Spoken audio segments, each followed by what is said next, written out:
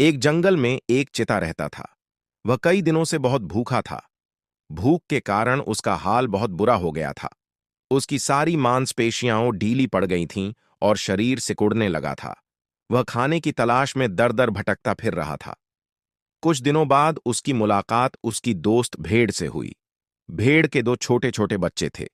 भेड़ ने चिता को देखकर कहा, चिता भाई, तुम इतने कमजोर कैसे हो गए? तुम्हारी तो हड्डियां चमकने लगी हैं। तुम कुछ खाते क्यों नहीं? चिता बोला, मैं क्या करूं, मुझे समझ नहीं आ रहा। बहुत कमजोरी हो गई है। भेड़ ने कहा, तुम चिंता मत करो, मैं तुम्हारे लिए एक जादुई फल लेकर आती हूं, जिसे खाने से तुम फिर से ठीक हो जाओगे। तब तक तुम मेरे बच्चों का ख्याल रखना। यह कहकर भेड़ वहां से चली गई। कुछ समय बाद चिता के मन में बुरा विचार आया। उसने सोचा, भेड़ को बहुत देर हो रही है, क्यों ना मैं इसके बच्चों को ही खा लूं।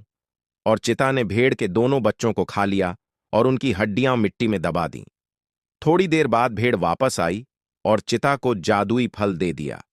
फल खाते ही चिता फिर से ताकतवर और जवान हो गया। फिर भेड़ ने पूछा, मेरे दोनों बच्चे कहाँ हैं? चिता बोला, मुझे नहीं पता। भेड़ ये सुनकर रोने लगी, क्योंकि उसके बच्चे उसे नहीं मिले। लेकिन अंत में चिता भी रोने लगा, क्योंकि किसी ने लाइक और सब्सक्राइब नहीं किया।